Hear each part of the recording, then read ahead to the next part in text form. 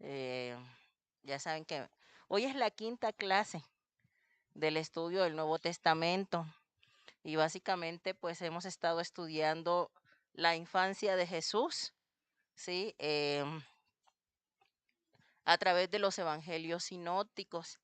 No podemos estudiar los evangelios por separado porque pues ellos complementan la información que da uno a través de la perspectiva del otro. Entonces estamos estudiando consecutivamente Mateo, Marcos y Lucas, ¿sí? Ya estudiamos, empezamos por la genealogía de Jesús, estudiamos la genealogía de Jesús en el Evangelio de Mateo, que es básicamente la genealogía de José, que era el apoderado legal de Jesús. Sabemos que a pesar de que José no era el padre biológico de Jesús, pues en la cultura oriental en ese tiempo, el padre era el apoderado legal del niño, por lo tanto, era necesario que los judíos vieran que por parte de José, que era el apoderado legal o el padre legal del niño Jesús, pues había un linaje, una genealogía, y esa genealogía de José era por medio del rey David, ¿sí? A través de la línea de Salomón. Vimos en Lucas la genealogía de María, a través también de un descendiente del rey David, que era su hijo Natán, ¿sí? Entonces vimos esas dos genealogías.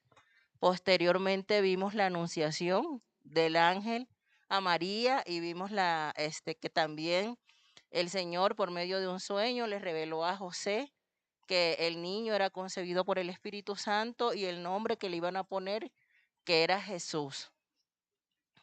Vimos que en ese contexto pues estaba Augusto César, era el emperador de todo el imperio romano que incluía en ese tiempo Asia, Europa y África, ¿sí?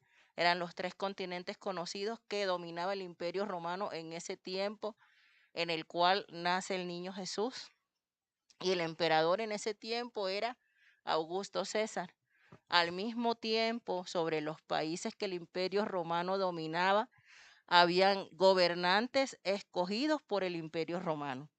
Y el gobernante para Palestina, que es el país donde nace el niño Jesús, este, que en ese tiempo ya no se llamaba Israel como en el Antiguo Testamento, sino Palestina, ¿sí? Que fue una afrenta, de hecho, que los romanos hicieron a los israelitas, colocándole ese nombre que provenía de la palabra Filistea. Ujú. Entonces, el niño Jesús,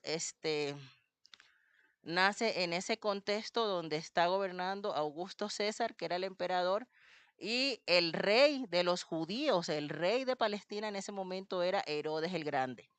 Posteriormente vimos, estoy haciendo un mega resumen de todo esto que lo vimos detalladamente en las 4 clases anteriores.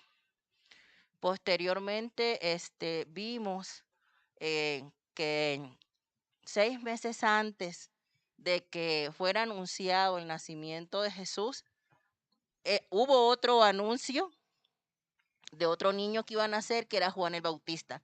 Juan el Bautista es 6 meses mayor que el niño Jesús y le fue anunciado a Zacarías, su padre, ¿sí? Y fue un milagro de parte de Dios, puesto que Elizabeth, que era pariente de María, pues era estéril. Vimos que María, pues va, en cuanto recibe la noticia de que va a tener el niño, va y visita a su pariente y pues el niño el niño se regocija, ¿verdad? En el vientre y Elizabeth recibe esta revelación de que pues ese niño, es el Salvador. Posteriormente, pues ya José había recibido la revelación de parte de Dios de que el niño efectivamente pues había sido concebido por el Espíritu Santo, que no temiera en tomar a María como esposa. Este, Hay un edicto por parte del emperador Augusto César de que tienen que ir a la casa o digamos a su lugar de origen, ¿sí? Para ser empadronados o censados. Por este motivo es que María y José, que vivían en Nazaret, se van hasta Belén, que es la casa de David. ¿sí? Porque tanto María como José eran descendientes directos del rey David. Allá María tiene los dolores de parto, no encuentran un lugar donde hospedarse y finalmente el niño nace en un establo. Esa misma noche, por parte de los ángeles, fue anunciado el nacimiento de Jesús a los pastores que estaban en la vigilia de la noche. Los pastores se acercan a Belén por el anuncio que los ángeles hacen de que ya nació el Salvador, ¿sí? Posterior a eso, vimos que María, como mujer judía que era, tuvo que cumplir 7 días de purificación que marcaba la ley levítica en toda mujer que tenía un parto, y posteriormente la ley levítica marcaba que las mujeres que hubieran tenido un niño varón tenían que tener 33 días de purificación. Entonces fueron 40 días, los 7 días en los que María pues estaba inmunda según la ley, y luego los 33 días para purificarse. Después de esos 40 días, María y José van a presentar al niño en el templo, ¿sí? Y también por la ley de Moisés, ¿sí? Tenían ellos que presentar la ofrenda, que eran las tortolitas, que en este caso era debido, una, a que pues el Señor había mandado, había redimido a todo primogénito de las familias israelitas desde el día que se instituyó la Pascua, ¿sí? Cuando fue la muerte de los primogénitos, y el Señor les dio esto por ley, que todo hijo primogénito, todo hijo que abriera matriz, tenía que ser consagrado y entregado al Señor. Eso por un lado. Y segundo, fueron las tortolitas, porque según la capacidad económica de las familias, pues como María y José eran familia pues humilde, pues esto fue lo que ellos presentaron al Señor, ¿verdad? Para darle gracias por ese hijo que abrió la matriz de María. Ahí en el templo vimos que se encuentran con Simeón y Ana la profetisa, a quienes el Señor les había revelado que antes de partir de esta tierra ellos iban a ver al Salvador. Después de esto, vimos en Mateo el relato de la visita de los magos. Sin embargo, después de este tiempo de la purificación y de que se presenta el niño en el templo, dice la palabra que llegaron los magos, que no nos dice la Biblia ni cuántos eran, ¿cierto? Ni qué nombre tenían. Eso fue algo que la Iglesia Católica instituyó en el siglo VI. El padre León, fue el que dijo, no, pues vamos a llamarlos fulano, fulano y fulano. Y ellos quisieron que fueran 3 porque eran 3 regalos y se inventaron esos nombres, pero realmente la Biblia no nos dice ni cuántos eran, este, ni cómo se llamaban. Simplemente nos dice que llegaron unos magos de Oriente y por los antecedentes históricos del pueblo de Israel, se intuye que estos magos venían de Babilonia y que conocían del Mesías, conocían de la profecía de Miqueas 5:2, ¿sí? Porque los israelitas habían estado 70 años deportados en Babilonia, pero aún allá en las sinagogas ellos compartían la palabra, y aún estas personas que eran extranjeras sabían que el pueblo de Israel estaba esperando un Salvador, que los judíos estaban esperando un rey. Entonces, por eso es que ellos llegan con Herodes el Grande y le dicen, ¿dónde está el rey de los judíos, el niño que van a nacer? ¿Sí? Pero obviamente, como en ese momento Herodes el Grande era el rey de los judíos, dice, ¿cómo que el rey de los judíos? Y el rey de los judíos soy yo, ¿no? Entonces, manda a llamar a los sacerdotes, y los sacerdotes le dicen, sí, es que dice la profecía que en Belén, ¿no? Los magos habían venido, ya sabemos que eran astrónomos, ellos habían venido siguiendo la señal de una estrella, fue una revelación especial de Dios para estos extranjeros, y ellos habían venido siguiendo esa estrella, y gracias a la profecía, pues, y a la estrella pudieron ellos llegar exactamente al lugar donde nació el niño, pero vimos que en la Biblia dice que los magos entraron a una casa, no a un pesebre, ¿no? por lo tanto, lo que la tradición nos enseña de que pues esa misma noche llegaron los pastores y llegaron los magos es falso, porque pues los magos no llegaron sino mucho tiempo después, ¿sí? ¿Cuánto tiempo? No sabemos exactamente, pero por lo menos después del tiempo de la purificación, ¿sí?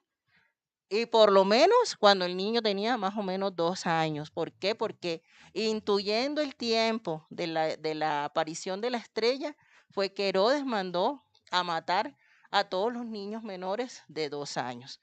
Entonces no fue esa misma noche, ¿sí? Vimos también este, que, bueno, el Señor avisó a José pues que el niño corría peligro porque Herodes intentaba pues matar a los niños por la situación de que pues él era el único rey de los judíos en ese momento. Entonces María y José huyen a Egipto y por, ahora sí que lo que nos dicen los historiadores más o menos, porque ellos regresaron nuevamente a Palestina en el momento en que Herodes el Grande muere. Entonces el niño tuvo que haber durado en Egipto más o menos entre 5 y 7 años, ¿sí? O sea, no fue una cuestión de meses, el niño estuvo un ratito largo en Egipto, ¿sí? Y este, cuando regresa, porque ya es avisado de que pues ya había pasado el peligro, porque ya había muerto Herodes el Grande, pero resulta de que sus hijos, 3 de los hijos de Herodes, heredaron el gobierno de Palestina.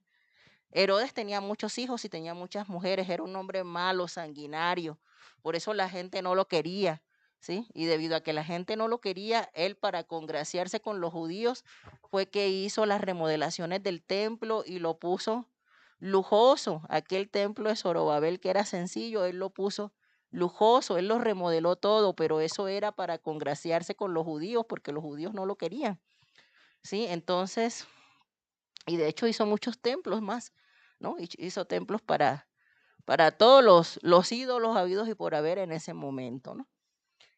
Este, cuando Herodes muere, sus hijos quedan en el poder en Palestina, ¿sí? Entonces, 3 de sus hijos, uno era Arquelao, el otro era Herodes el tetrarca y el otro era Felipe. Herodes el tetrarca quedó gobernando lo que era Galilea y Perea. Arquelao quedó gobernando Samaria y Judea. Y Felipe quedó gobernando la otra provincia que había en Palestina, que era Iturea, ¿sí? Entonces, ¿qué sucede? Que los hijos de Herodes eran más malos que el papá, ¿sí? El único que era medio bueno era Felipe, pero Arquelao, el que quedó gobernando sobre Samaria y Judea, mandó a matar 3.000 judíos en el templo de Jerusalén. Y Herodes tetrarca también era un hombre malo. De hecho, vamos a ver más adelante que bajo el gobierno de este hombre fue que mataron y le cortaron la cabeza a Juan el Bautista. ¿Sí? Entonces, la intención de José era irse a vivir a, a Belén, ¿sí? Al regresar de Egipto. Pero como supo que Arquelao era el que estaba gobernando en Judea y que este hombre era más malo que su padre, entonces el Señor les da la indicación de que no fueran de que no fueran para Judea.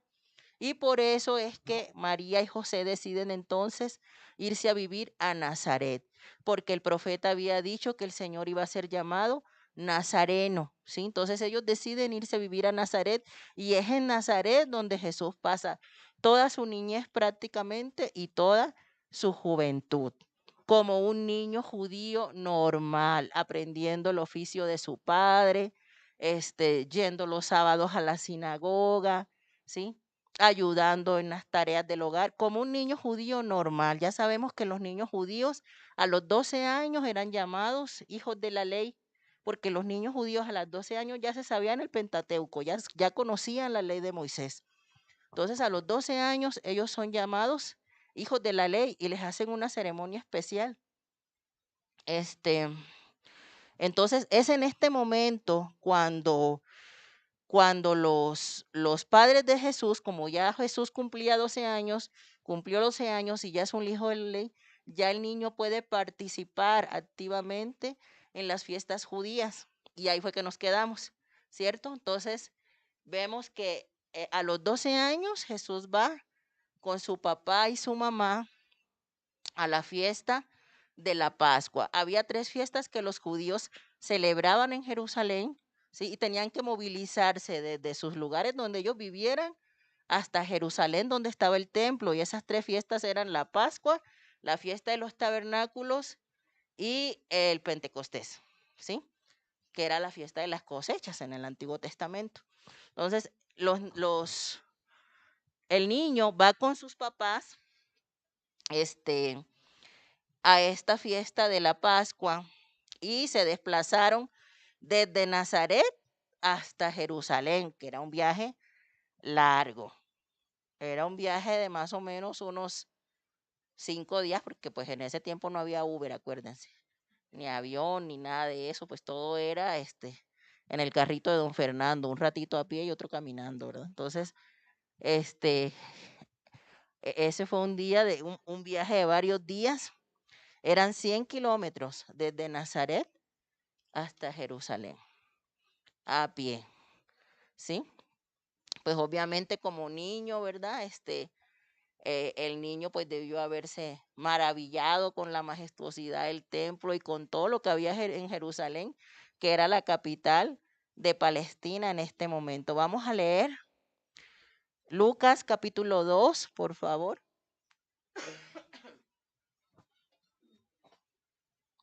Y ahí sí voy a necesitar a alguien que me apoye con la lectura aquí con el micrófono para que se escuche en la grabación, porque grabamos la clase. ¿Quién me ayuda? Lucas capítulo 2 del 42.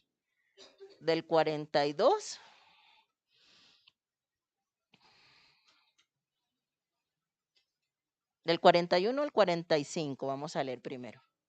¿Quién me ayuda a ver? Acá, acá hermana, ¿para qué? Porque es que luego si grabamos sin el micrófono, cuando ustedes hablan no se escucha en la grabación. Sí, hermana. Sí, dice así. Iban sus padres todos los años a Jerusalén en la fiesta de la Pascua. Y cuando tuvo 12 años, subieron a Jerusalén conforme a la costumbre de la fiesta. Al regresar ellos, acabada la fiesta, se quedó el niño Jesús en Jerusalén sin que lo supiese José y su madre. Y pensando que estaba entre la compañía, anduvieron camino de un día y le buscaban entre los parientes y los conocidos.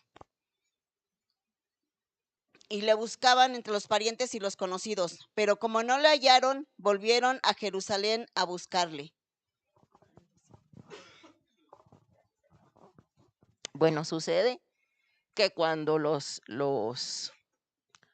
israelitas iban a la fiesta, ellos se movían en caravanas con amigos, familiares, ¿sí? Pues iba todo el grupo, ¿no? Se acaba la fiesta, vámonos de regreso, y dice que ya iban camino de un día, cuando se dan cuenta que el niño pues no viene entre el grupo, ¿no?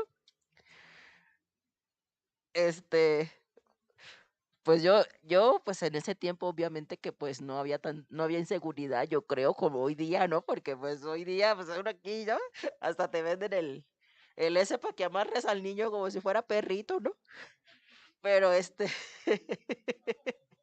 sí, porque, pero pues en ese tiempo, pues yo creo era tanta la, pues seguridad, ¿no? No se veía esas cosas, yo creo, de que se robaban a los niños como hoy día. Y pues resulta de que ya después de camino de un día, dice la palabra, pues se percatan del que el niño no viene entre la compañía y se regresan entonces a Jerusalén a buscarlo, ¿no? El niño, el niño no aparecía y entonces dice que el versículo 46, la siguiente, Rafa.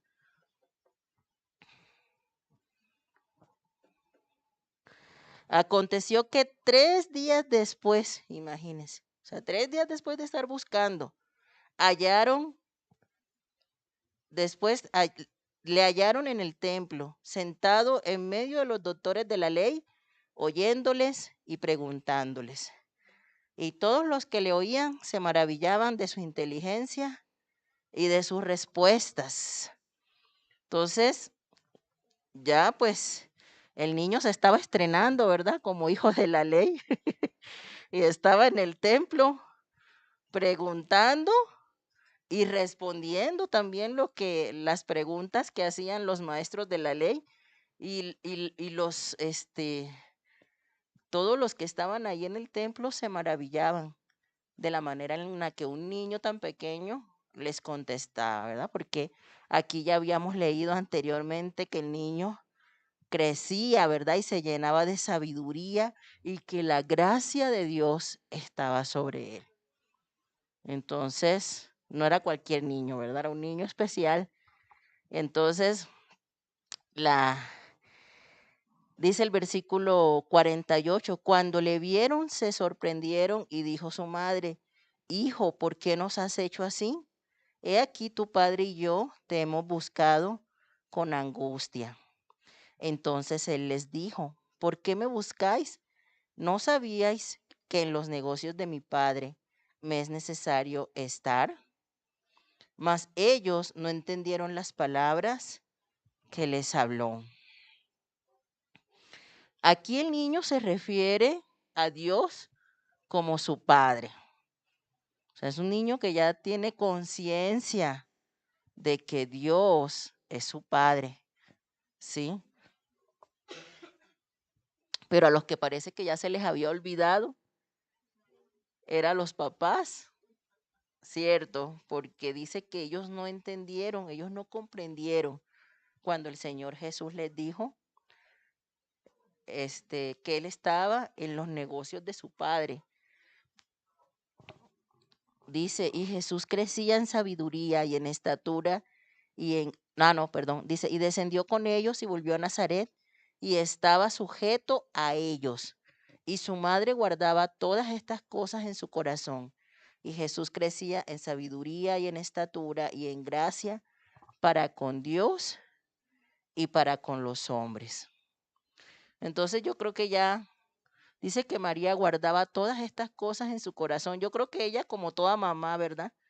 este, de tantos desayunitos que le sirvió, comiditas que le puso a su niño, ¿verdad? Su lunch a lo mejor cuando andaba por ahí, en la escuelita y todo. Pues de repente, entre esos ires y venires de la vida cotidiana, se le olvidó que al niño que tenía en la casa era el Hijo de Dios, ¿sí? Y cuando sucedió esto a los 12 años del niño, se sorprendió. Sin embargo, ella sabía todo lo que el ángel en un momento le había dicho. Y por eso dice la palabra, y María guardaba todas estas cosas en su corazón. La siguiente. Entonces, pues el niño creció y, y dice la palabra que Jesús vivió en Nazaret. Sí, vimos muchos versículos la semana pasada, ahorita ya no los vamos a volver a ver porque ya solo lo vimos. Pero el niño creció, ¿sí? Pasó toda su juventud en Nazaret, aproximadamente hasta los 30 años cuando Jesús inicia su ministerio. Vamos a Juan 1:46.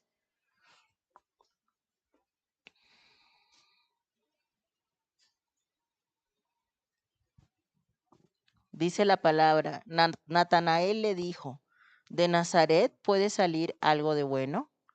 Le dijo Felipe, ven y ve. ¿Se acuerdan que cuando hablamos sobre los profetas de Israel, hay un profeta que nació en un pueblito de Nazaret? ¿Se acuerdan? ¿Quién era?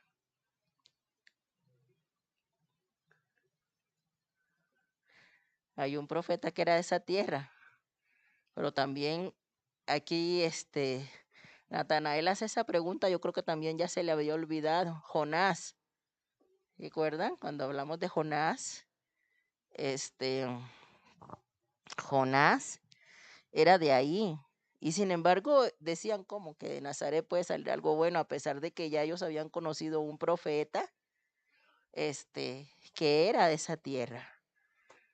Pero también, si nosotros nos podemos analizar, pues todo lo que ha pasado en la vida del niño, hasta estas alturas vemos que Jesús, hablaba varios idiomas, ¿sí? No era una persona, ignorante, era una persona preparada para su época, porque si este niño estuvo viviendo en su niñez varios años en Egipto, pues hablaba egipcio, ¿cierto? En su hogar aprendió el arameo, era su idioma, ¿no? En su hogar, en su casa, con sus papás, porque recordemos que este, los antecesores, ¿no? Sí, de José y María, pues obviamente vivieron ese periodo de la cautividad en Babilonia y cuando regresaron a repoblar Israel, ellos regresaron hablando arameo. Por eso Jesús hablaba arameo y por eso encontramos palabras en arameo en la Biblia, ¿sí? En la sinagoga las escrituras se leían en hebreo, ¿sí? Que era el idioma original del Antiguo Testamento. Y pues también sabemos que durante el periodo intertestamentario, en el periodo de Alejandro Magno, cuando ellos tenían el gobierno sobre Israel, también enseñaron el griego a toda la comunidad israelita. ¿Sí? Entonces Jesús, y de hecho hay versículos donde se acuerdan una vez de un griego que quería hablar con Jesús y lo fueron a llamar, y podemos nosotros constatar esto, ¿sí? Jesús entonces hablaba 4 idiomas. Y este mapita que les puse aquí es un mapa de la provincia de Galilea. Recuerden que Israel o Palestina, como se llamaba históricamente en este momento, estaba dividido en provincias. Las provincias eran como decir los estados, ¿sí? Y entonces esa provincia donde Jesús creció, se desarrolló, era la provincia de Galilea, ¿sí? Y Nazaret era como decir un municipio de Galilea. Ujú. Pero ahí en Galilea, que de hecho era una zona de puerto, porque en Galilea está el mar de Galilea, ahí donde están todas estas ciudades que tienen ustedes ahí en el mapita, está Capernaum, ¿sí? Está Magdala, está el puerto de Gadara. Ujú. Todos estos lugares quedan ahí en esa provincia de Galilea. Ujú. Y este mapita que les puse aquí es de ese lugar, porque cuando Jesús empieza su ministerio, precisamente lo empieza en esa provincia de Galilea. Y vamos a ver más adelante que él se muda a vivir a otra ciudad y en esa otra ciudad él va a tener la oportunidad de ser conocido, que era la ciudad de Capernaum, precisamente porque era un puerto, ¿sí? Era un lugar de mucho comercio. Era el WhatsApp de esa época, o sea, si algo pasaba en Capernaum, todo el mundo lo sabía porque pues por Capernaum pasaba todo el mundo. Y entonces, es importante también que nosotros ubiquemos y sepamos, ¿verdad?, sobre la geografía bíblica. La siguiente, aquí les hice un cuadrito, bueno, no es cuadrito, ¿verdad? Aquí les hice, les puse unos puntos, de lo que hemos visto, para que entonces tengamos claro que de estos evangelios sinópticos que estamos viendo, el evangelio de Mateo nos enseña sobre la genealogía de Jesús por parte de José. La genealogía de Jesús que está en Mateo ya sabemos que es por parte de José. El sueño de José, la visita de los magos, la matanza de los niños y la huida a Egipto. Esa es la información que Mateo nos da sobre la niñez de Jesús. Mientras tanto, Lucas nos da la información de la genealogía de Jesús por parte de María, el anuncio del ángel a María, la visita a su pariente Elizabeth, la visita de los pastores, la presentación del niño en el templo, el regreso a Nazaret después de regresar de Egipto y el crecimiento de Jesús en Nazaret. Entonces, Marcos no nos dice absolutamente nada de la niñez de Jesús. Por eso es que a Marcos pues todavía no lo hemos visto. Pero pues vamos a ver que ahora que ya empecemos a estudiar la siguiente etapa de la vida de Jesús, que es el periodo o el año de preparación para el ministerio, Marcos empieza dándonos información de aquel que iba a venir antes de Jesús, que es Juan el Bautista. ¿Sí?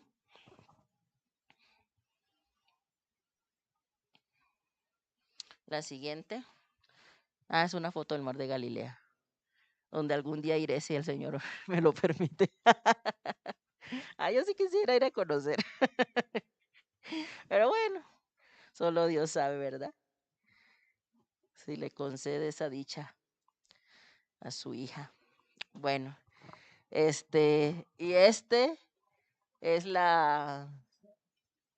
el cuadrito que vimos en la segunda clase de cómo vamos a ir estudiando la vida de Jesús a partir del Evangelio de Mateo, pues que es el primero del Nuevo Testamento, pero necesitamos ir cotejando con los otros evangelios sinópticos, ¿sí? Entonces vamos a estudiar al mismo tiempo Mateo, Marcos y Lucas, porque todos tres nos hablan de la vida de Jesús. Entonces vamos a ir complementando, ahorita vamos a hacer el ejercicio, van a ver. Ya vimos que pues todo el libro, el Evangelio de Mateo, en ese libro está comprendida toda la vida de Jesús. En el capítulo 1, la introducción, en el capítulo 2 de Mateo, la infancia de Jesús en Belén, en el capítulo 3 al capítulo 4, versículo 11, está el año de preparación. De hecho, si ustedes tienen una Biblia, bueno, de los que no les gusta rayar su Biblia, tráiganse una Biblia viejita. Hay unos que les gusta rayar. A mí sí me gusta rayar. Y le marcan ustedes ahí año de preparación, infancia, y van a ver cómo a través de todo el Evangelio de Mateo podemos estudiar la vida completa del Señor Jesucristo. Luego viene el año de popularidad, que empieza en el capítulo 4, versículo 12 de Mateo, hasta el capítulo 13, versículo 58, y esa popularidad de Jesús se da en Capernaum. Luego el año de pasión, del capítulo 14 al 27 en Jerusalén. Y por último, la vida resucitada, la resurrección de Jesús, capítulo 28 de Mateo, en todas las naciones. Amén. Entonces, así lo vamos a ir estudiando. Y pues con este tema con esta quinta clase concluimos la niñez de Jesús. Si no escucharon las otras 4 clases, escúchenlas, porque pues van a tener una mayor claridad, ¿no? Ahorita eso fue un resumen ahí volando, pero si no las han escuchado, escúchenlas, los que no hayan venido, para que pues estemos todos a tono, amén. Entonces ahora vamos a empezar a estudiar la etapa de preparación de Jesús, que dijimos que empieza en Mateo capítulo 3 hasta el capítulo 4, versículo 11. Amén. La siguiente. La siguiente, hermano. Y ahí tenemos de nueva cuenta el mapa, ¿sí? Para que recordemos, a ver si me puedo poner por aquí.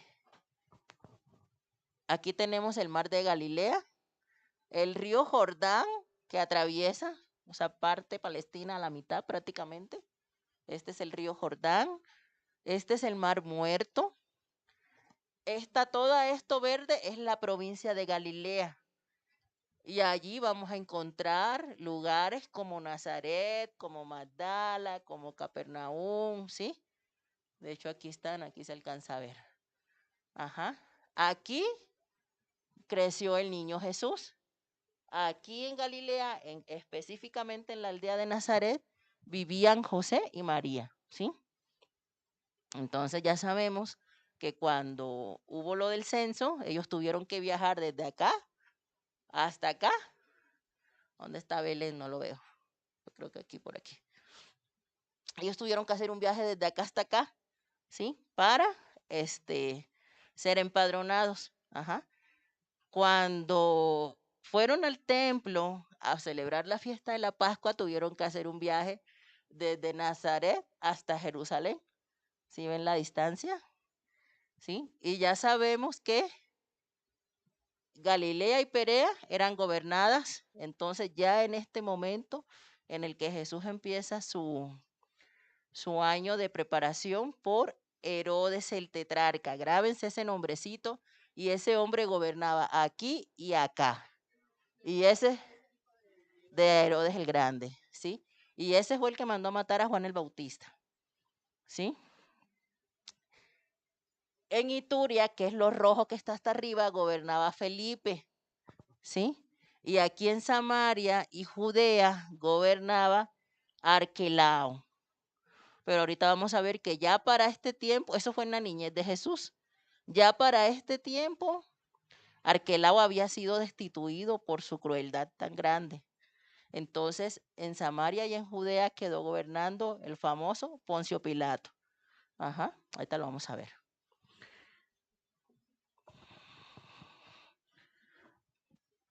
Bueno, entonces, en este año de preparación, Jesús en su juventud dejó su trabajo como carpintero en Nazaret, en la provincia de Galilea, y se dirigió a las orillas del río Jordán para acompañar a su pariente, ya sabemos que eran parientes, ¿verdad? Por parte de María, Juan el Bautista, en el sur, en las provincias de Judea y Perea, ¿sí? Allí en Judea y Perea, Juan el Bautista ejerció su ministerio. Ujú. Y en este año de preparación nosotros vamos a ver que Jesús viajaba desde Nazaret hasta Judea y Perea, a las orillas del río Jordán, donde estaba Juan el Bautista ejerciendo su ministerio. Ujú. Durante el año de preparación se reunían grandes multitudes para escuchar a Juan el Bautista predicar sobre el mensaje del reino de los cielos. Y ahora sí vamos a ver quién era Juan el Bautista. Otro voluntario que me haga favor de pasar a leer Mateo capítulo 3 del 1 al 11. ¿Ya lo tienes? ¿Sí? A ver. Al 11.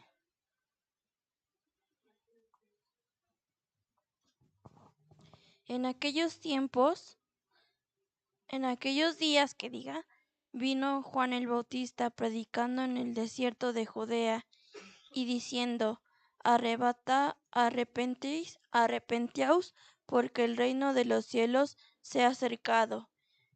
Pues este es aquel de quien habló el profeta Isaías cuando dijo, voz del que clama en el desierto, preparad el camino del Señor, engrandeced sus sendas. Y Juan estaba vestido de pelo de camello y tenía un cinto de cuero alrededor de sus lomos, y su comida era langosta y miel silvestre. Y salía de Jerusalén y todo Judea y toda provincia de alrededor del Jordán, y eran bautizados por él en el Jordán, confesando sus pecados. Al ver que muchos de los fariseos, de los seduceos venían al bautismo, les decía, generación de víboras, ¿quién os enseñó a huir de la ira de la venida? Haced pues frutos dignos de arrepentimiento, y no penséis dentro de vosotros mismos, a Abraham tenemos por padre, porque yo os digo que no puedo levantar hijos de Abraham aún en las piedras. ¿Sigo leyendo? Ok. Ah, y también él echa, y también Y también el hacha está puesta en la raíz de los árboles. Por tanto, todo árbol que no da fruto, buen fruto, está cortado y echado en el fuego. Yo, a la verdad, os bautizo en agua para arrepentimiento, pero Él viene tras mí, cuyo calzado yo no soy digno de llevar. Es más poderoso que yo. Él los bautizará en el Espíritu Santo y fuego.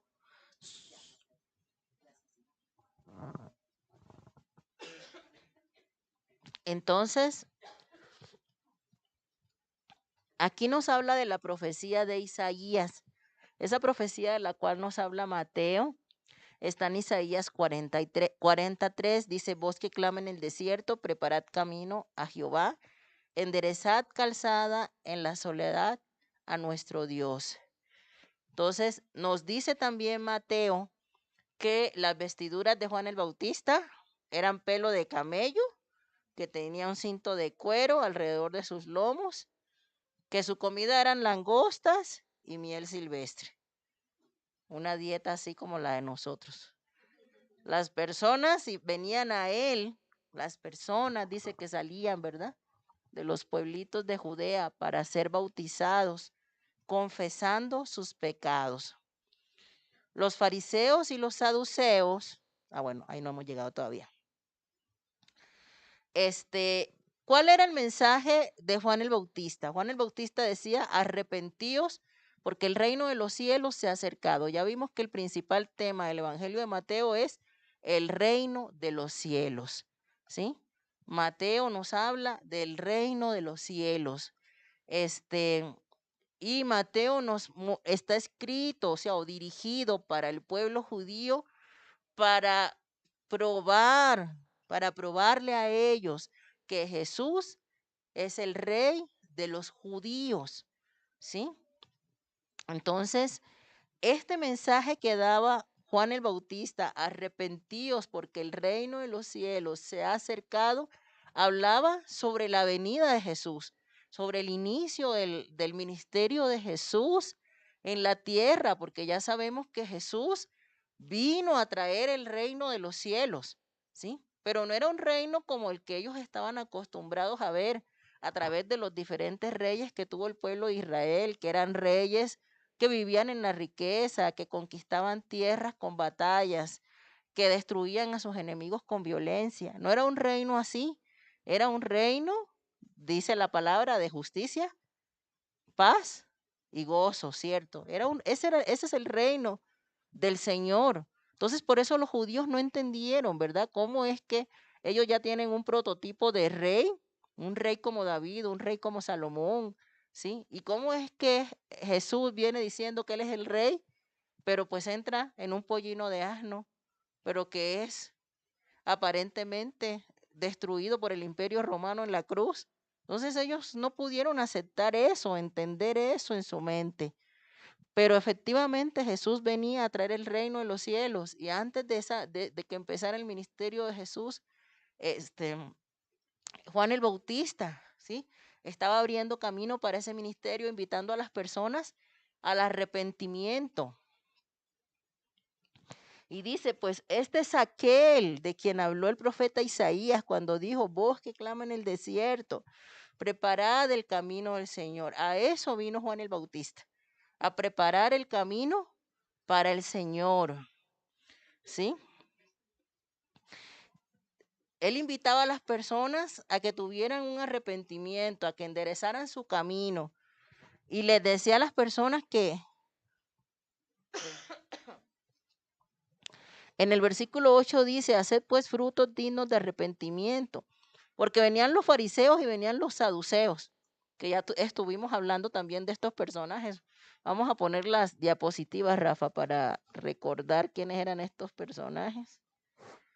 La de adelante, la que sigue, la que sigue. Hay una que dice fariseos y otra que dice saduceos. La que sigue, la que sigue, la que sigue, la que sigue, la que sigue. Ahorita vamos a ver eso. Ahí está. Ajá, ahí están los fariseos.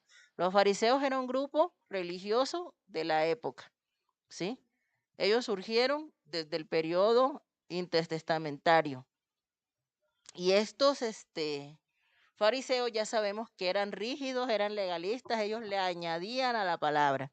Ajá, ese era el problema de los fariseos, que ellos le agregaban a la palabra, que a ellos les gustaba hacer las cosas para ser vistos. Ellos ayunaban y se dejaban su cara toda este, desencajada, ¿no? Ellos daban la limosna y hacía que sonaran el montón de monedas, ¿no? Ellos hacían muchos ritos, ajá, porque realmente sus corazones estaban lejos del Señor. Ellos vivían en una religiosidad, en un legalismo. Eran personas hipócritas. Ujú. Y habíamos visto que de esos fariseos hubo personas que se convirtieron a Cristo, como Nicodemo, como José de Arimatea, ¿sí? Y el fariseo de fariseos, que fue el apóstol Pablo, ¿verdad? Vimos también los saduceos. Los saduceos, ellos recibieron su nombre por el sacerdote Sadot, pero estos tenían ahora sí que era lo contrario de los fariseos, estos le quitaban a la palabra, ¿sí? Porque los saduceos no creían, en la resurrección, ¿sí? No creían en los ángeles, no creían en los demonios, no creían en la inmortalidad del alma. Ellos eran muy racionales. Ellos eran demasiado estudiosos y estaban muy influenciados por la cultura helenista, por la cultura griega. Entonces ellos no creían en nada de eso, nada más en lo que ellos podían ver.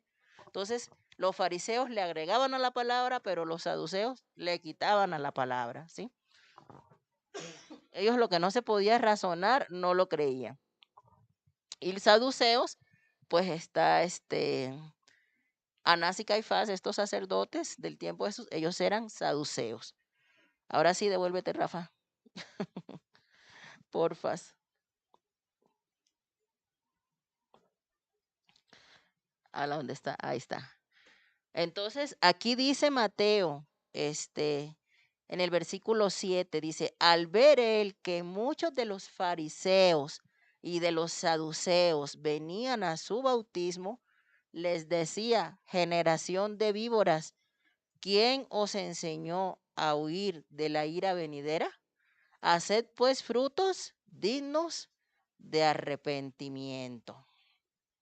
Entonces, Juan le hizo esta advertencia, la siguiente, Rafa, a los fariseos y a los saduceos, que ellos se acercaban a bautizarse, porque ellos se acercaban a bautizarse, pero no con la motivación correcta, porque ya vimos que el bautismo era para confesión de pecados, para arrepentimiento, para prepararse porque el reino de los cielos estaba cerca. Esa era la motivación correcta por la cual las personas debían bautizarse con el bautizo de Juan, pero los fariseos y los saduceos, obviamente que ellos nada más lo hacían porque ellos estaban acostumbrados a hacer las cosas para ser vistos. Pero dice el versículo 9, y aquí Juan nos da la justificación, dice, no penséis decir dentro de vosotros mismos, Abraham tenemos por padre, porque yo os digo que Dios puede levantar hijos a Abraham aún de estas piedras. ¿Qué pasaba con los fariseos y los saduceos? Ellos pensaban que por ser hijos de Abraham no necesitaban arrepentirse. O sea que ya por el simple hecho de ser hijos de Abraham ya ellos tenían el cielo ganado, ¿sí? Que no necesitaban un arrepentimiento. Por eso es que Juan el Bautista les dice, generación de víboras, ¿quién les enseñó a huir de la ira venidera? En Palestina había muchas serpientes, ¿sí? ¿Y qué es lo que hace una serpiente cuando, por ejemplo, hay fuego? Huye, ¿no? Huye del peligro. Entonces ellos hacían esto, o sea, el bautismo nada más era como para ellos un ritual de decir, bueno, pues lo voy a hacer si dicen que esto es necesario, ¿no? Pero realmente no lo hacían ni siquiera ni con un entendimiento, ¿sí? Ni mucho menos con una convicción en su corazón de que necesitaban arrepentirse y confesar sus pecados, porque el reino de los cielos se había acercado. Ellos no lo hacían con esa convicción. Por eso es que Juan les dice, pues, generación de víboras, ¿quién les enseñó a huir de la ira venidera. Entonces, Juan advirtió que hicieran frutos dignos de arrepentimiento y que de no hacerlo serían cortados. Juan predicó acerca de la cercanía del reino de los cielos y de la necesidad de prepararse para ese momento. Es difícil saber si una persona está realmente arrepentida. Por eso Juan, ¿sí?, pidió una señal de que realmente deseaban arrepentirse. ¿Y cuál era la señal que Juan les pedía? Que se bautizaran, ¿sí? Entonces, la señal era el bautismo que él realizaba en el río Jordán, y las personas, al someterse a dicha señal, confesaban sus pecados, dice el capítulo 3 de Mateo en el versículo 6. Dice, y eran bautizados por él en el Jordán, confesando sus pecados. Ujú. Pero, ¿qué es el verdadero arrepentimiento, hermanos? ¿Qué es arrepentirse? Cuando hablamos de arrepentimiento, ¿qué es arrepentirse? Yo estoy en un camino equivocado, ¿verdad? Un camino lejos de Dios y estoy arrepentida, ¿sí? ¿Qué quiere decir que estoy arrepentida? Que yo le doy la espalda al pecado. Eso es lo que quiere decir arrepentido. No que solamente siento un pesar por el pecado, porque solamente quedarse en sentir pesar por el pecado, eso se llama remordimiento, ¿sí? Pero sentir pesar y apartarme del pecado, eso es el verdadero arrepentimiento. Yo le doy la espalda al pecado, ¿sí? Y miro a la cruz, ¿sí? Eso es arrepentirse. Para arrepentirse tiene que haber un cambio de actitud. Y eso, a pesar de que es algo interno, ¿cierto? Que solamente Dios conoce, nosotros lo podemos observar a través del cambio externo, ¿estamos de acuerdo? Nosotros nos damos cuenta si una persona realmente está arrepentida o no. Y por eso Juan dice, es necesario que haya frutos dignos de arrepentimiento. No es nada más decir así, ay, yo me arrepiento, pero pues sigo viviendo igual, ¿no? Entonces ahí no hay un fruto digno de arrepentimiento. ¿Estamos de acuerdo? Eso solamente fue un remordimiento momentáneo que a mí me dio, pero arrepentimiento es que yo me alejé del pecado. Amén. De hecho, para arrepentirnos necesitamos también confesar nuestro pecado ante el Señor, ¿cierto? Eh, porque la palabra dice que todo pecado es contra Dios. Pero si nosotros al cometer ese pecado dañamos a una persona, es necesario también confesar el pecado con esa persona a la que tú le hiciste daño, ¿sí? Porque no es nomás así como de que, ay Señor, perdóname porque fui grosero con mi vecina. Pero a la vecina sigo sin hablarle, pues eso no es arrepentimiento. Ajá, yo pido perdón al Señor, pero le pido perdón a mi hermano, a mi prójimo, ¿no? A la persona que yo haya agraviado, ¿no? Y si ese daño que yo hice, ¿sí? Causó tal, molestia que yo tenga que restituir, yo debo restituir, ¿sí? Ejemplo, están, no sé, mi hijo jugando en la calle, ¿no? Con la pelota. Le rompe los vidrios a la vecina. El actuar correcto de un padre, ¿cuál debe de ser? Vecina, le pido disculpas, pero quedarme ahí, no, ¿verdad? Yo tengo que comprarle el vidrio a la vecina, eso es restituir, ¿sí? Entonces, cuando el pecado hace daño, el actuar correcto de un hijo de Dios es restituir a la persona, ¿sí? Eso fue lo que hizo Zaqueo cuando se arrepintió. Zaqueo se arrepintió, conoció a Jesús y Zaqueo era publicano, le había robado a la gente, entonces Zaqueo tiene que devolver lo que se robó. ¿Estamos de acuerdo? Ese es el actuar correcto. que la Biblia nos enseña, no es nada más así como que, ay, vecina, ahí, ay, disculpe, vecina, ya sabe cómo son los chamacos, ay, sí, ajá, y no, pero no pago nada. No, pues así no es, ¿verdad? Yo tengo que restituir el daño que yo hice. Eso es lo correcto. Y ahí vemos que hay frutos de un verdadero arrepentimiento. Ujú.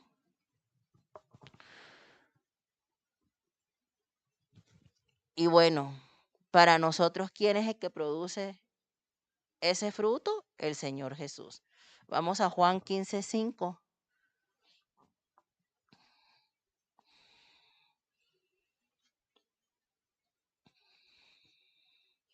Dice Jesús, yo soy la vid, vosotros los pámpanos. El que permanece en mí y yo en él, éste lleva mucho fruto, porque separados de mí, nada podéis hacer. Y dice Juan el Bautista en Mateo, dice Mateo, perdón, en su evangelio, dice que Juan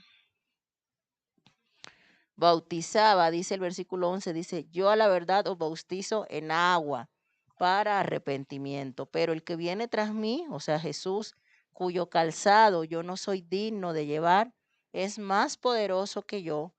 Él os bautizará en Espíritu Santo y fuego. Ajá. Juan el Bautista bautizaba con agua porque del Antiguo Testamento el agua siempre ha sido un símbolo de purificación. Si nos vamos al Antiguo Testamento, ustedes recuerdan que los sacerdotes, por ejemplo, antes de ir a servir el templo tenían que pasar a lavarse, ¿verdad? La cara, las manos, en la fuente de bronce que había fuera del tabernáculo, ¿no? Bueno, en el atrio, ¿no? Entonces, así siempre, ¿no? Que la palabra nos enseña acerca de purificación, tiene que haber agua, ajá, tiene que haber agua. La palabra dice, si vieron el video que les mandé, que se lo hice hace rato, hace ya unos años, que habla sobre la palabra de Dios, dice que la palabra de Dios nos limpia, nos lava, ¿sí? Porque siempre que que la palabra nos quiere hablar de una limpieza, de una purificación, tiene que haber agua simbolizando esa limpieza. Entonces, por eso Juan el Bautista, ¿sí? Desde esa costumbre o práctica que ya tenían ellos desde el Antiguo Testamento, bautizaba entonces con agua, ¿sí? Pero dice, viene otro detrás de mí y él bautizará en Espíritu Santo y fuego. Y ya sabemos nosotros que cuando nosotros venimos al Señor, el Espíritu Santo viene a morar en nosotros y que cuando el Espíritu Santo nos bautiza y nosotros buscamos estar llenos del Espíritu Santo de Dios, tiene que haber el fruto del Espíritu Santo en nuestra vida. ¿Y cuál es el fruto del Espíritu Santo? Amor, gozo, paz, paciencia, fe, benignidad, ¿sí? Mansedumbre, templanza, ¿sí? Todos esos frutos de los que nos habla Gálatas 5:22, ese es el fruto del Espíritu Santo que tiene que haber en nuestra vida. Si nosotros verdaderamente nos hemos arrepentido, si nosotros hemos confesado nuestros pecados al Señor, si nosotros realmente estamos enderezando, ¿verdad? Nuestros caminos, enderezándonos, tiene que haber ese fruto del Espíritu Santo manifiesto en nuestras vidas. Amén, hermanos. Pero pues también hay un falso arrepentimiento, ¿no? Que lo había antes y que pues aquí es ejemplificado por los fariseos y los saduceos y que también lo hay hoy en día, ¿verdad? Porque pues hoy pues hay mucha gente que se bautiza, pero se bautiza por motivos equivocados, ¿sí? Pero no hay realmente un arrepentimiento, ¿no? Pero la verdad es que hay mucha gente que se bautiza y pues luego vemos que al poco tiempo pues ya volvieron atrás, ¿no? Entonces ahí no hubo un arrepentimiento genuino y mucho menos frutos dignos de arrepentimiento, ¿no? Aunque la persona haya estado bautizada, eso no nos da la certeza de que verdaderamente haya frutos de arrepentimiento en su vida, ¿cierto? Porque pues desafortunadamente muchos lo hacen sin tener realmente un arrepentimiento exactamente y pues son las personas que vemos que de repente pues ya están en lo mismo otra vez, ¿no? Y a veces hasta peor. Bueno, entonces, pues ya vimos esta situación, ¿no? De que pues estos fariseos y saduceos pues se acercaban, ¿no? Pero pues ellos con la motivación equivocada y por eso Juan el Bautista los llamó generación de víboras, ¿no? Que solamente buscaban escapar de la ira venidera. Ese era su propósito. La siguiente diapositiva. La siguiente.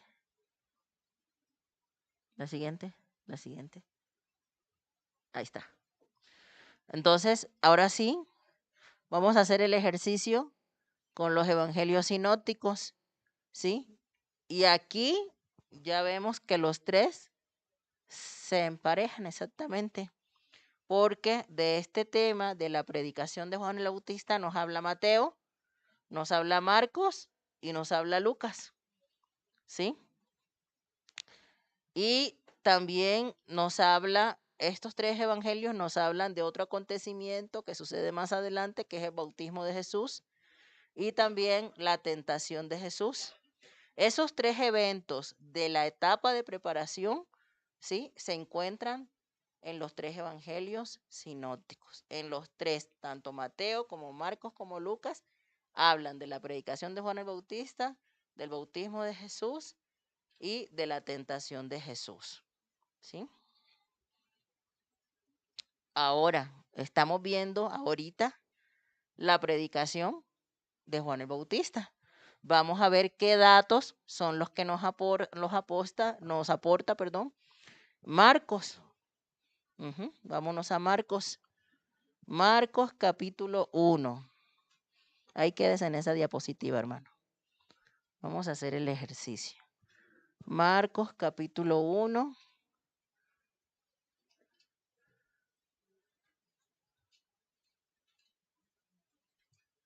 Y vamos a leer. Ya leímos lo que dice Mateo, ¿cierto? Ahora vamos a ver qué dice Marcos. Dice Marcos, principio del Evangelio de Jesucristo, Hijo de Dios. Dice, como está escrito en Isaías, el profeta, he aquí, yo envío mi mensajero delante de tu faz, el cual prepara tu camino delante de mí. ¿Dice Mateo lo mismo? ¿Habla Mateo de la profecía de Isaías? Sí habla de la profecía de Isaías, ¿no? Dice, voz del que clama en el desierto, preparad el camino del Señor, enderezad sus sendas. Dice, bautizaba Juan en el desierto y predicaba el bautismo de arrepentimiento para perdón de pecados. Entonces Marcos nos está dando otro dato, porque Mateo nos dice que bautizaba Juan, ¿sí? Y que cuando los bautizaba las personas confesaban sus pecados. Sin embargo, Marcos nos está diciendo que predicaba el bautismo de arrepentimiento para perdón de los pecados, ¿sí? Ese es otro dato. Entonces, ¿qué podemos ahorita concluir? Que era necesario el arrepentimiento, ¿sí? Que era necesaria la confesión. ¿Para qué? Para poder recibir el perdón de parte del Señor. Amén. Y dice, y salían a él toda la provincia de Judea y todos los de Jerusalén y eran bautizados por él en el río Jordán. Ahí también nos da otro dato, ¿cierto? Porque Mateo no nos dice eso. Mateo nada más dice que bautizaba en el Jordán. Sin embargo, ahorita Marcos nos está dando una información geográfica nos está diciendo que Juan bautizaba y que las personas que venían eran las personas de Jerusalén, ¿sí? En la provincia de Judá.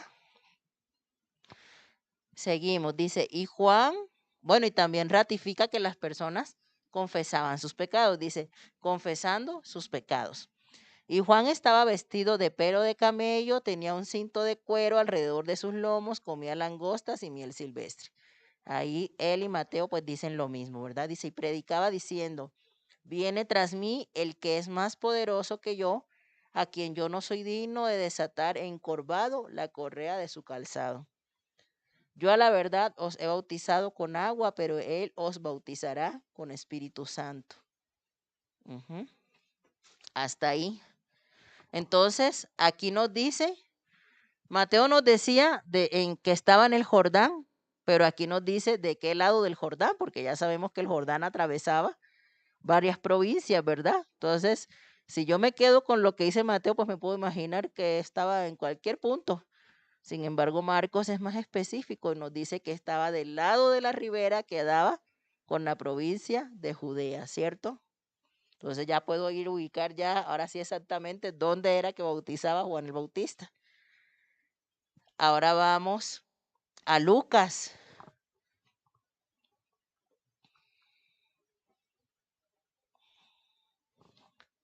Lucas capítulo 3. Y fíjense toda la información que nos va a dar Lucas de esto mismo. Pongan atención, dice la palabra, ahí ábranlo en Lucas capítulo 3. Dice, en el año 15 del imperio de Tiberio César, siendo gobernador de Judea, Poncio Pilato y Herodes tetrarca de Galilea y su hermano Felipe tetrarca de Iturea y de la provincia de Traconite y Lisanias tetrarca de Abilinia. Y siendo sumos sacerdotes Anás y Caifás, vino palabra de Dios a Juan, hijo de Zacarías, en el desierto. Y él fue por toda la región contigua al Jordán, predicando el bautismo del arrepentimiento para perdón de pecados. Y como está escrito en el libro de las palabras del profeta Isaías, que dice, voz del que clama en el desierto, preparad el camino del Señor, enderezad sus sendas. Todo valle se rellenará y se bajará todo monte y collado. Los caminos torcidos serán enderezados y los caminos ásperos allanados. Y verá toda carne la salvación de Dios. Y decía a las multitudes que salían para ser bautizadas por él, oh generación de víboras, ¿quién os enseñó a huir de la ira venidera? Haced pues frutos dignos de arrepentimiento y no comencéis a decir dentro de vosotros mismos, tenemos a Abraham por padre, porque os digo que Dios puede levantar hijos a Abraham aún de estas piedras. Y ya también el hacha está puesta a la raíz de los árboles. Por tanto, todo árbol que no da buen fruto se corta y se echa en el fuego. Y la gente le preguntaba diciendo entonces, ¿qué haremos? Y respondiendo les dijo, el que tiene 2 túnicas dé al que no tiene, y el que tiene que comer haga lo mismo. Vinieron también unos publicanos para ser bautizados y le dijeron, Maestro, ¿qué haremos? Él les dijo, no exijáis más de lo que os está ordenado. También le preguntaron unos soldados diciendo, ¿y nosotros qué haremos? Y les dijo, no hagáis extorsión a nadie, ni calumniéis y contentaos con vuestro salario. Como el pueblo estaba en expectativa, preguntándose todos en sus corazones si acaso Juan sería el Cristo, respondió Juan diciendo a todos, yo a la verdad os bautizo en agua, pero viene uno más poderoso que yo, de quien no soy digno de desatar la correa de su calzado. Él os bautizará en Espíritu Santo y fuego. Su aventador está en su mano y limpiará su era y recogerá el trigo en su granero y quemará la paja en fuego que nunca se apagará. Con estas y otras muchas exhortaciones anunciaba las buenas nuevas al pueblo. Ahí vamos a dejarlo.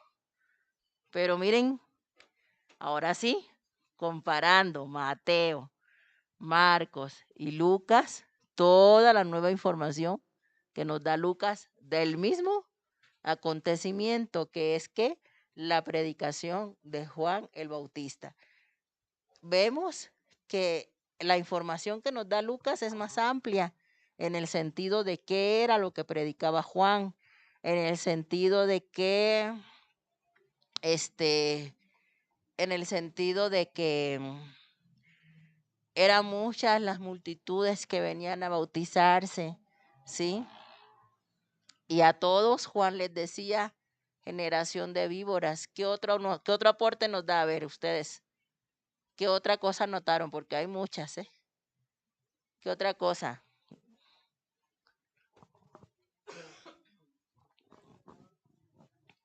Dice que era gobernador de Judea Poncio Pilato. ¿Qué más? En el año 15 del imperio de Tiberio César. ¿Qué más?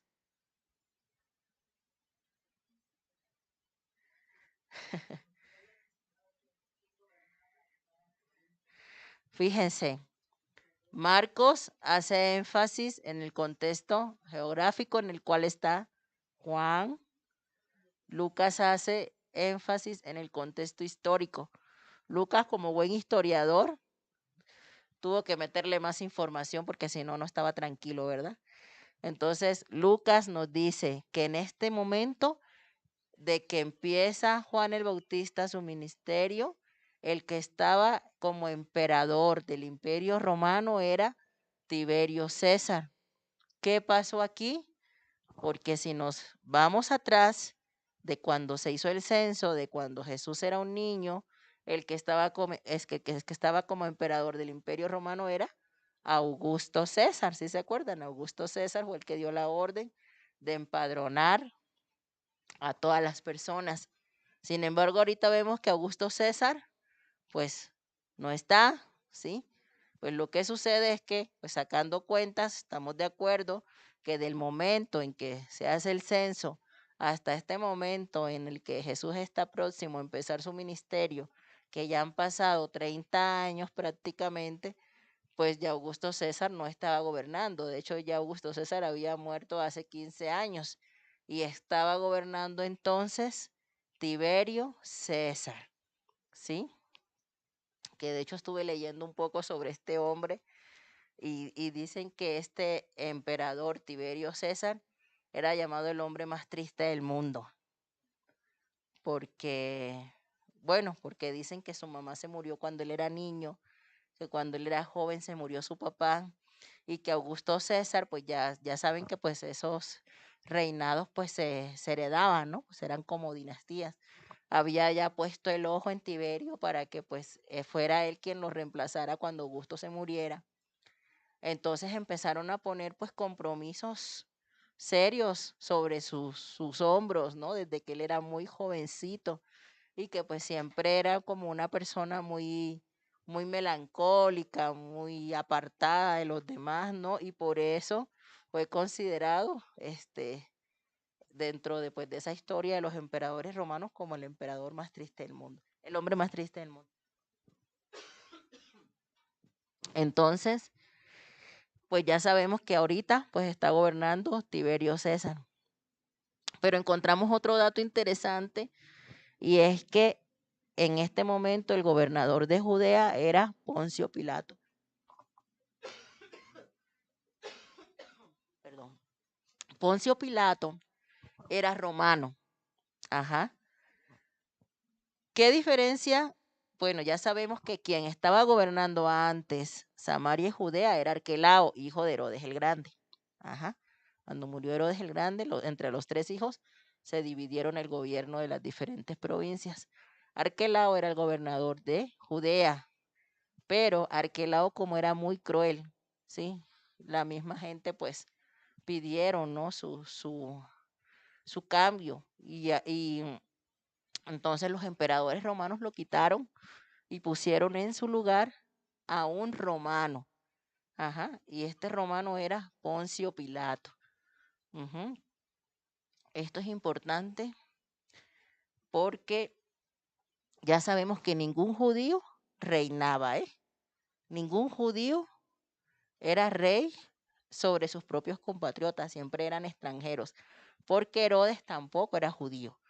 Herodes era descendiente de Edom, de los edomitas, de Esaú, ¿sí? Entonces ninguno de ellos era ninguno de estos reyes que gobernó, o estos gobernantes que gobernó Judea, ninguno de ellos era judío, y ahora está Poncio Pilato, que es un romano. Y nos dice que Herodes tetrarca seguía gobernando sobre Galilea, ¿sí? O sea, ese sigue siendo el mismo, no lo han cambiado.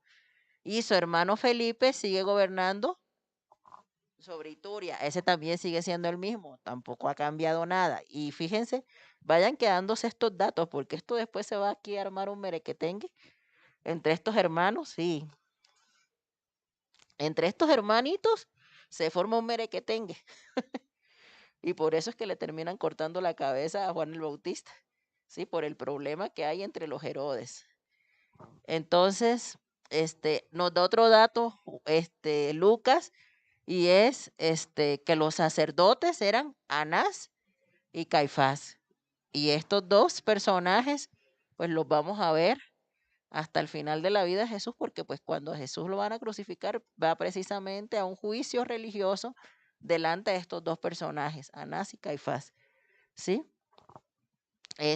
Y nos dice, em, vino palabra de Dios a Juan, hijo de Zacarías. Ya habíamos visto también en una de las primeras clases cómo fue el anuncio del nacimiento de Juan el Bautista a Zacarías, que era sacerdote. Dice la palabra que estando Zacarías en el templo, como de costumbre, Dios le habló, ¿no? Y le dijo, no, pues vas a tener un hijo. Y Zacarías se quedó así. Imagínense, después de 400 años de silencio, este, el Señor manda a su ángel a que le diga un mensaje a Zacarías, pues Zacarías quedó mudo, ¿no? Y dice, por no creer, quedó mudo, ¿sí? Pues yo creo que no se la creyó porque dice, no, pues después de 400 años de silencio me va a hablar a mí, ¿no? Y no se la creyó y quedó mudo hasta que nació el bebé. Entonces, pues toda esta información nos la da Lucas, ¿sí? Lucas nos da toda esta información. Entonces, así es la manera correcta, ¿sí? Así con este pequeño ejercicio que hemos hecho con estos tres evangelios, esa es la manera correcta como nosotros debemos estudiar la vida de Jesús, porque estos evangelios van a complementarnos a nosotros la información, o si nos quedamos nada más con uno solo, pues no vamos a tener el panorama completo de qué fue lo que pasó, ¿verdad? Y de la manera correcta como nosotros debemos entenderlo. Entonces, siempre es necesario y siempre lo vamos a estar haciendo de esta manera.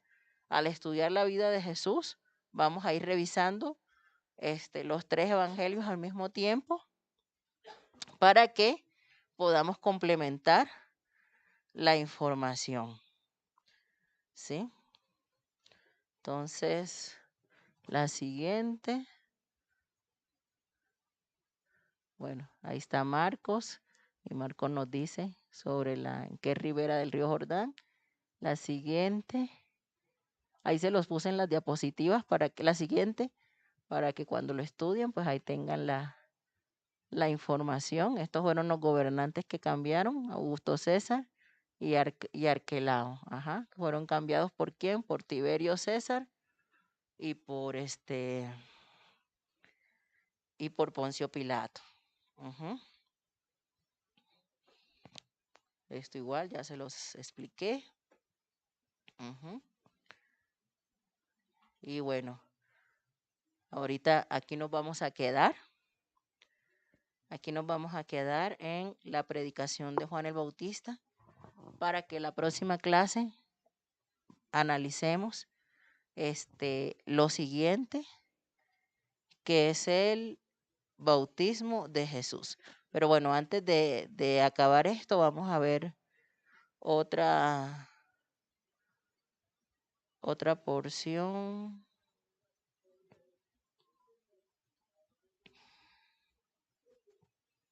Mateo, espérame.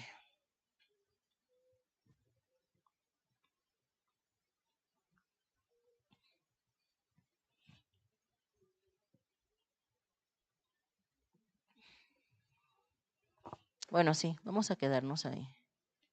Ajá, porque ya lo siguiente que sigue es el bautismo de Jesús, pero no nos va a dar tiempo de verlo a detalle, entonces para no cortar el tema. Vamos a dejarlo hasta ahí, vamos a orar.